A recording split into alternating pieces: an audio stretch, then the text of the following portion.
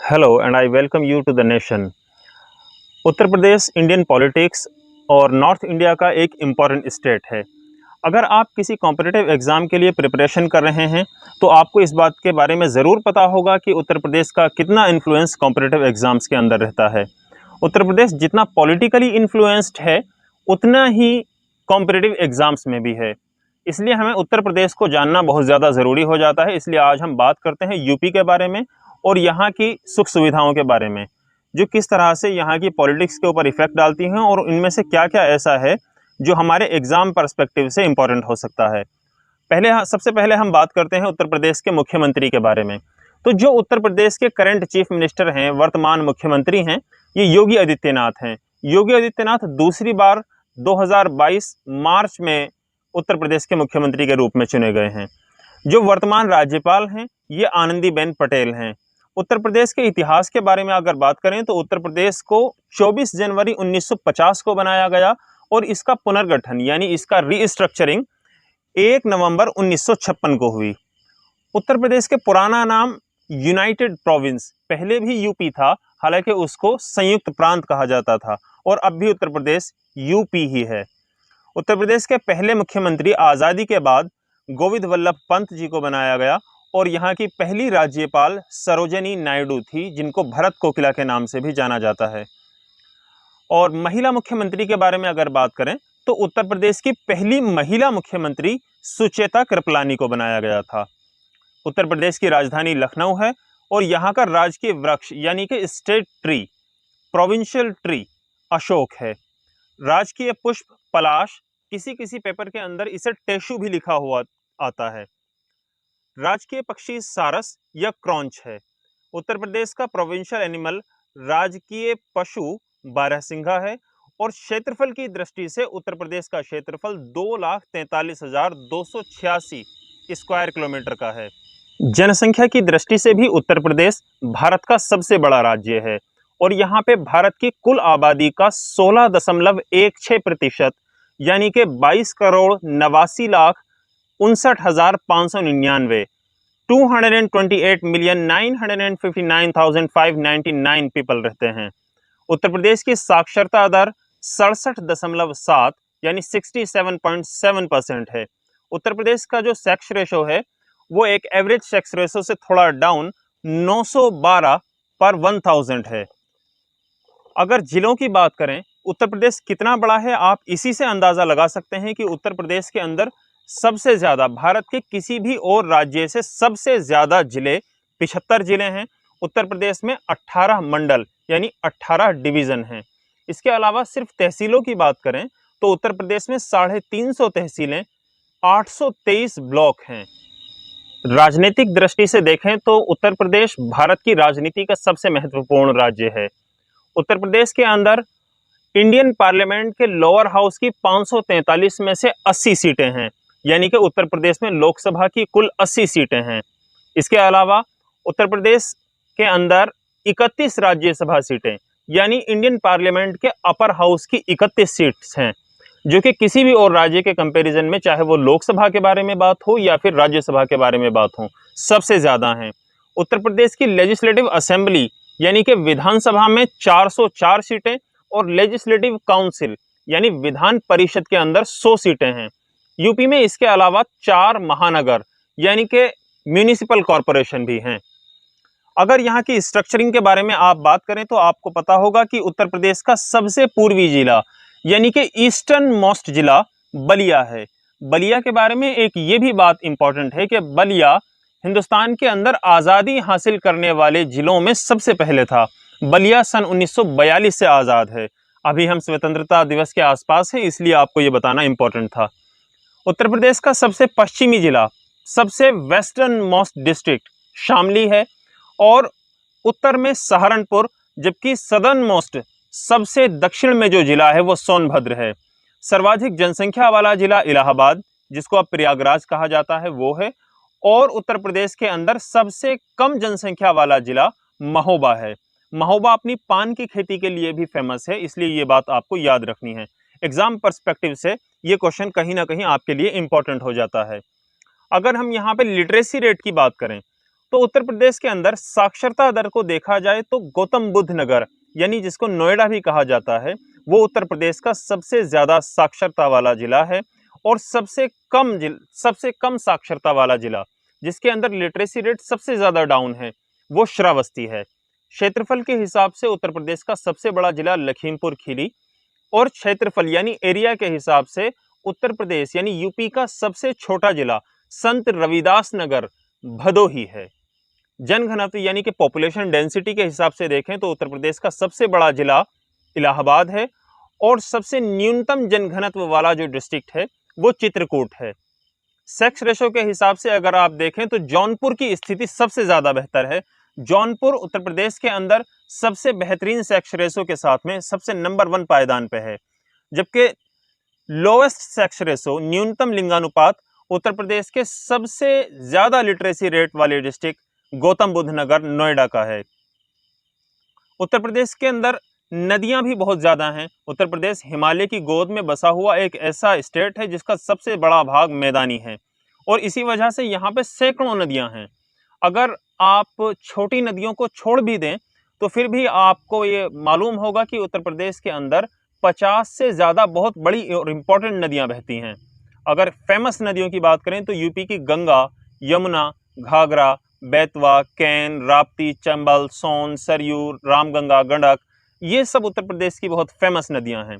जबकि गंगा की अगर बात करें तो गंगा न सिर्फ यूपी बल्कि इंडिया की ही सबसे फेमस नदियों में से एक है, या यूं कहें कि सबसे फेमस नदी है, और गंगा है भी सबसे बड़ी। यूपी के अंदर गंगा की लंबाई, सिर्फ यूपी के अंदर गंगा की लंबाई 1140 किलोमीटर है। इस वजह से यूपी की सबसे बड़ी नदी गंगा को ही माना जाता है। इसके अलावा अगर आप बात करें तो उत्तर प्रदेश के अंदर बर्ड सेंचुरीज और वाइल्ड लाइफ सेंचुरीज भी हैं। उत्तर प्रदेश में 11 wildlife sanctuaries, 11 bird sanctuaries, 1 national park और ऑलमोस्ट 10 वेटलैंड यानी कि रामसर साइट्स हैं। रामसर साइट अभी एग्जाम्स में बहुत ज़्यादा इंपॉर्टेंट है, तो आपको उनको याद करना ज़रूरी है। सबसे पहले हम बात कर लेते हैं वन्य जीव अभ्यारण्य यानी कि वाइल्ड लाइफ सेंचुरी की।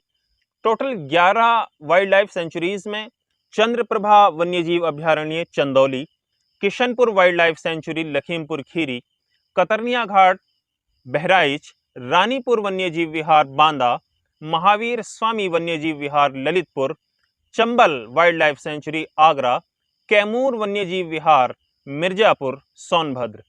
इसका कुछ इलाका बिहार में भी लगता है। हस्तिनापुर वन्यजीव विहार, सोहागी बरवा वन्यजीव विहार महाराजगंज, सुहेलदेव वन्यजीव विहार श्रावस्ती और पीलीभीत वन्यजीव विहार हैं। पीलीभीत वन्यजीव विहार का अक्सर हिस्सा नेशनल पार्क दुधवा से लगा हुआ है, इसलिए जब आप दुधवा नेशनल पार्क के बारे में कुछ पढ़ रहे हो तो पीलीभीत के बारे में भी जरूर पढ़ें, क्योंकि दुधवा टाइगर रिजर्व जिसको कहा जाता है उसी को अक्सर न्यूज में आप पीलीभीत टाइगर रिजर्व के नाम से भी सुनते होंगे। यूपी में टोटल 11 बर्ड सेंचुरीज हैं, जिनमें चंद्रशेखर आजाद, ये नाम इसका नया है, पहले इसका नाम नवाबगंज पक्षी विहार हुआ करता था, नवाबगंज बर्ड सेंचुरी, और ये यूपी का सबसे पुराना बर्ड सेंचुरी है। इसके बाद लाख बहोशी पक्षी विहार, लाख बहोशी बर्ड सेंचुरी यूपी की सबसे बड़ी बर्ड सेंचुरी है जो कि कन्नौज में है। सैंडी बर्ड सेंचुरी हरदोई, बखीरा पक्षी विहार Sant Kabir Nagar, Okhla bird sanctuary Gautam Buddh Nagar, Saman bird sanctuary Mainpuri, Vijay bird sanctuary Mahoba Hamirpur, Patna bird sanctuary Etah, Surhatal पक्षी विहार जिसका अभी नाम बदल के जेपी नारायण बर्ड सेंचुरी कर दिया गया है बलिया में, सुर सरोवर पक्षी विहार या जिसको कीठम झील भी कहा जाता है वो आगरा में है, और भीमराव पक्षी विहार प्रतापगढ़ में है। टोटल वेटलैंड साइट यानी कि रामसर साइट्स को अगर देखें तो यूपी में टोटल 10 रामसर साइट हैं, जिनमें Bakhira wildlife sanctuary, Haidarpur आर्द्रभूमि, समन पक्षी विहार, समसपुर पक्षी विहार, सैंडी आर्द्रभूमि, सरसाई नवार आर्द्रभूमि, ऊपरी गंगा आर्द्रभूमि, सुर सरोवर आर्द्रभूमि, नवाबगंज पक्षी विहार, पार्वती आगरा पक्षी विहार, और इसके अलावा जिसके बारे में हमने बताया था दुधवा राष्ट्रीय उद्यान। दुधवा उत्तर प्रदेश का एकमात्र नेशनल पार्क है जो कि एक टाइगर रिजर्व के रूप में भी जाना जाता है। राष्ट्रीय राजमार्ग और एक्सप्रेसवे की वजह से भी उत्तर प्रदेश के अखबार हमेशा न्यूज से भरे रहते हैं। आपको ये पता ही होगा कि अखिलेश यादव ने अपने टाइम पे आगरा लखनऊ एक्सप्रेसवे, और उससे पहले यूपी में यमुना एक्सप्रेसवे, और फिर अब योगी और मोदी जी ने बुंदेलखंड एक्सप्रेसवे यानी पूर्वांचल एक्सप्रेसवे बनाया है।